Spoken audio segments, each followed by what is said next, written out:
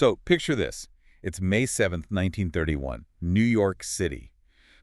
The streets are just absolute chaos. And I don't mean a traffic jam. I mean it looks like a war zone. It really does. The police have cornered one of the most violent criminals in the city's history, a guy they called Two-Gun Crowley.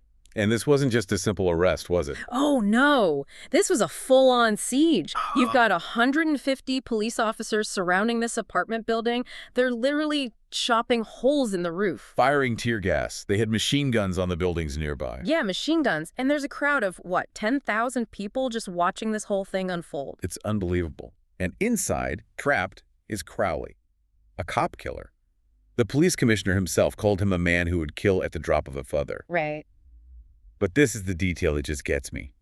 While bullets are tearing through the apartment and he's literally bleeding, Crowley sits down to write a letter. You'd think it would be some kind of manifesto, right? Something full of hate. Exactly. Or, a final insult to the cops. But no. He writes, "To whom it may concern." And in it, he says, "Under my coat is a weary heart, but a kind one that would do nobody any harm." A kind heart. This is from a man who, just a few days earlier, shot a policeman point blank for asking to see his license. And then when he finally gets to Sing Sing, to the electric chair, he doesn't say, "This is what I get for killing people." He says, "This is what I get for defending myself." And that disconnect, I mean, that's the whole key to what we're talking about today. If a guy like Crowley, or Al Capone for that matter, can see himself as a misunderstood hero. And what does that say about the rest of us? Yeah. About the average person? It says that we are on very thin ice if we think criticism is the way to change people. Which brings us to today's deep dive. We are jumping into one of the most famous, maybe infamous, self-help books ever written, How to Win Friends and Influence People by Dale Carnegie. And look, I know what you might be thinking, that title. It sounds a little bit like a manual for manipulation in the modern world. It does. But we need to be clear. We're not looking at this as a set of tricks. No, the way Carnegie presents it, it's more of a survival guide for dealing with the human ego. The core idea is simple. You just cannot win by attacking someone's self-worth. Because if Two-Gun Crowley won't blame himself for murder, your coworker is definitely not going to accept blame for a typo in an email. Exactly. Which leads us to Carnegie's first big principle, the futility of criticism. Don't criticize, condemn, or complain. It sounds so simple, but it goes against every single one of our instincts. It really does. Your brain just screams, tell them they're wrong, fix it. But Carnegie argues that dealing with people isn't logical, it's emotional. So when you criticize someone, you're not really debating facts. No, you're wounding their pride. And the second pride is wounded, the defenses go up, the conversation is over. There's a story in the book about Abraham Lincoln that just, it nails this perfectly. We think of Lincoln as this master diplomat. But he had to learn that. As a young man, he was pretty ruthless. He wrote letters mocking his political opponents. He almost fought a duel with swords over it. A duel? I can't imagine. Yeah. So he learned this lesson the hard way. And the biggest test came during the Civil War, after the Battle of Gettysburg. Right. General Lee is retreating. He's cornered. He's trapped. The river's flooded behind him. Lincoln sees it. This is the moment. He orders his General Meade to attack. He says, "The war ends now." And Meade? He hesitates. He freezes, calls a council of war, he stalls, and the river goes down, and Lee's army just slips away. The war drags on. Lincoln must have been absolutely furious. Oh, he was incandescent with rage. He sat down and wrote this scathing letter to Meade, just tore him to shreds. He basically said, you had the war in your hands and you let it go. Ouch. So what happened when Meade got the letter? That's the thing. He never got it. Lincoln never sent it. He never sent it. They found it in his papers after his death because in that moment, Lincoln realized something crucial. Sending that letter would make him feel better. But it would have just destroyed Meade. It would make him defensive, bitter. It wouldn't have helped win the war. Right. It forces you to ask, am I trying to solve the problem or am I just trying to vent? Criticism is usually just venting. There's a more modern story in here, too, that I think everyone can relate to. The test pilot, Bob Hoover. Oh, this is a great one. So Hoover's flying home from an air show. He's at 300 feet, and suddenly both engines just cut out. Just dead silence. A pilot's worst nightmare. He somehow manages to land the plane without killing anyone, but the aircraft, it's a complete wreck. And he finds out pretty quickly it wasn't a mechanical issue. No, it was human error. A young mechanic had filled his propeller plane with jet fuel. Oof.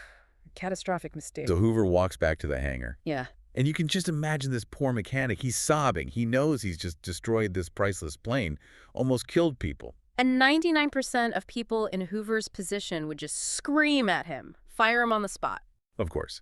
But Hoover walks up, puts his arm around the mechanic, and says, "To show you I'm sure that you'll never do this again, I want you to service my F-51 tomorrow." That just gives me chills every time. He knew the kid was punishing himself more than Hoover ever could. And with that one act, he built a loyalist for life. So, okay, if criticism is out, what do we replace it with? That brings us to what Carnegie calls this deep hunger for importance. Yeah, he pulls from psychologists like Freud and Dewey, and they argue that the deepest, most fundamental urge in human nature is the desire to be great, the need to feel like you matter. He makes a really interesting distinction between a wish and a craving. Right, we might wish for a new phone, but we crave food, we crave sleep. And he says people crave appreciation and recognition with that same intensity. And it's a hunger that almost never gets satisfied. We're so quick to point out what's wrong, but we starve people of praise. Think about Charles Schwab. In the early 1900s, he was one of the first guys to make $1 million salary. Which was an insane amount of money back then. And Andrew Carnegie, the steel tycoon, said he didn't pay Schwab that money because he was a steel genius. No, Schwab himself admitted that lots of his employees knew more about the chemistry of steel than he did. He was paid for his people skills, his ability to arouse enthusiasm, and his secret was, be hearty in your approbation and lavish in your praise. Okay, but let's pause because I can hear people thinking, so I just flatter everyone. That feels so fake. And that's the crucial difference. Carnegie hammers this point. Flattery is cheap praise. It's insincere. It's telling someone what you think they want to hear. Whereas appreciation has to be genuine. It has to come from the heart. You have to actually see something in someone. Exactly. There's a great little story about Stevie Wonder that really drives this home. Oh, the mouse story. Yeah. So before he's a global superstar, he's just a little kid, Stevie Morris, in a classroom. He's blind. And a mouse gets loose. The teacher's panicking, can't find it. And she knows that because Stevie can't see, his hearing is incredible. So she doesn't treat him like he's disabled. She treats him like he has a superpower.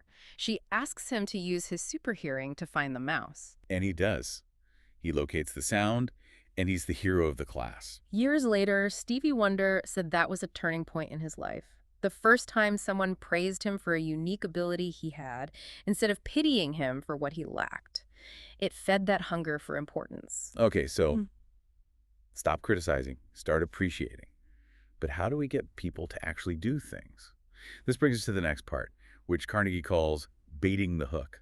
I love this analogy. He says, look, you might love strawberries and cream. It's your favorite dessert. But when you go fishing, you don't put strawberries on the hook. You use worms. You use worms because you're not thinking about what you want. You have to think about what the fish wants. It seems so obvious, but we violate this principle constantly. We talk about our own needs. I need this report. I want you to do this. Always. The only way to influence anybody is to talk about what they want and show them how to get it. Andrew Carnegie was a master at this. His nephews were at Yale, and they just would not write home. Their mother was going crazy with worry. And she'd tried everything, right? Guilt trips, anger, begging. Nothing. So Carnegie makes a bet. He says, I can get a reply by return mail without even asking for one. So what did he do? He writes them a nice chatty letter. And at the very end, in a postscript, he says, by the way, I'm sending you each a $5 bill. But he conveniently forgets to actually put the money in the envelope. Exactly. And, of course, he gets immediate replies. Dear Uncle Andrew, thanks for the letter. And you forgot to include the cash. Laughs. He baited the hook perfectly. He tapped into their want. There's another great story about this.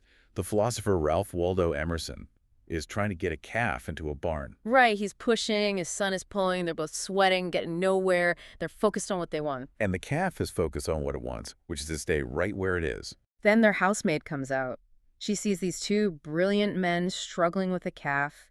She just walks over, puts her finger in the calf's mouth. And it starts to suckle. And she just gently leads it right into the barn. She thought about what the calf wanted. Milk. Not a lecture on the importance of shelter. It's all about empathy, stepping outside your own head. Which brings us to likability. None of this works if people don't like you. Carnegie's #1 rule here is to become genuinely interested in other people. He makes the point that a dog is the only animal that makes its living just by giving love.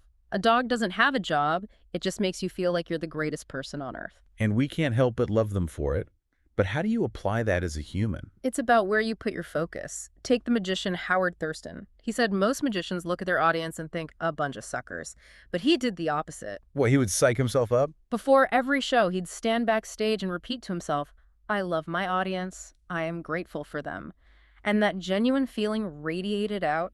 The audience could feel he was on their side. That connects right to the simplest tool we all have, a person's name. Carnegie says a name is the sweetest and most important sound in any language. He was obsessed with this. As a boy, he had rabbits but no money for food. So he made a deal with the neighborhood kids. He said, if you grow clover and dandelions to feed my rabbits, I will name the baby rabbits after you. That's brilliant. And it worked.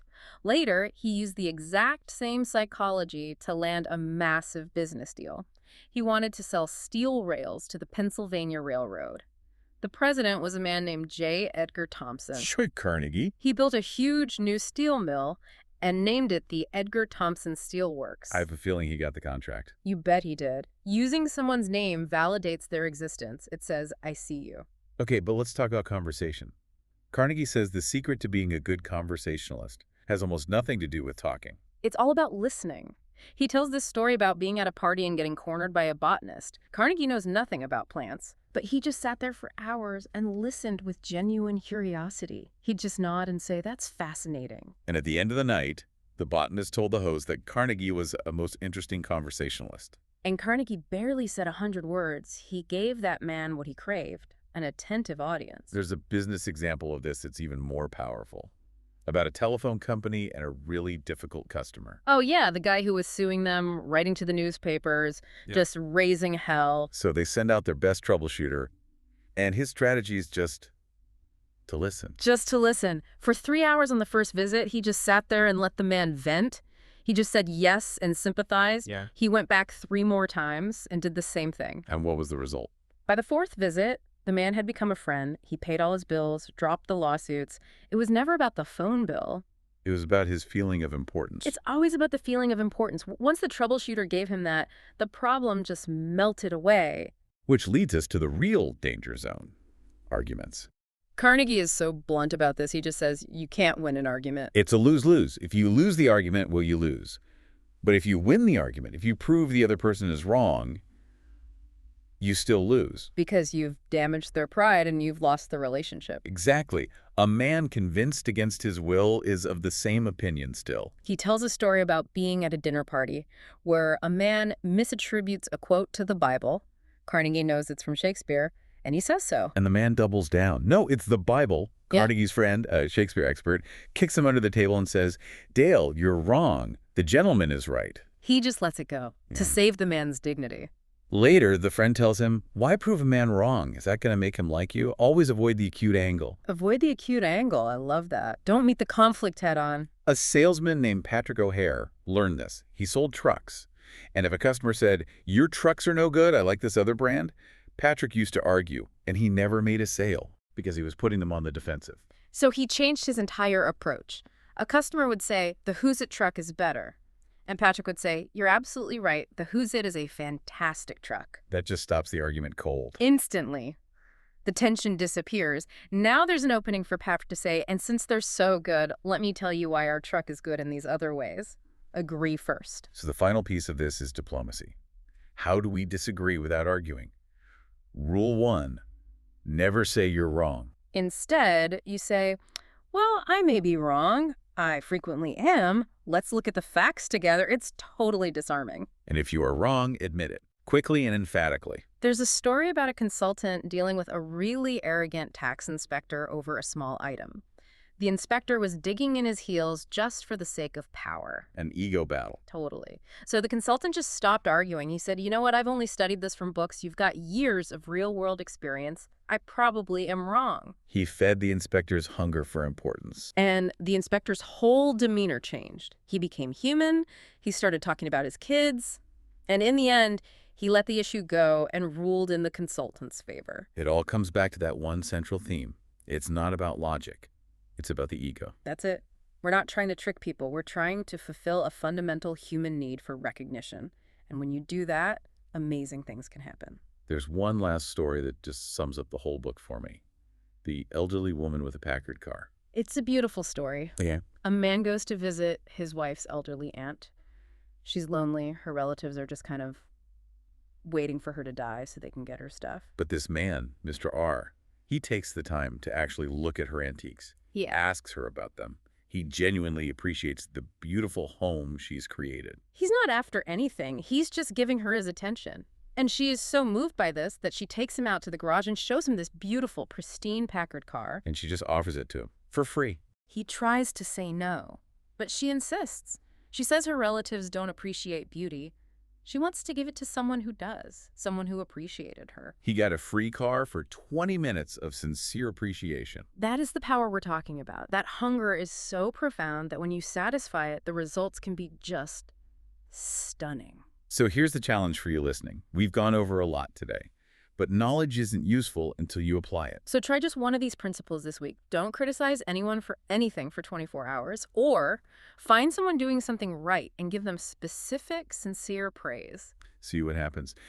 You might find that under almost everyone's coat, there's a weary heart just waiting for a little recognition. Thanks for joining us on the Deep Dive. See you next time.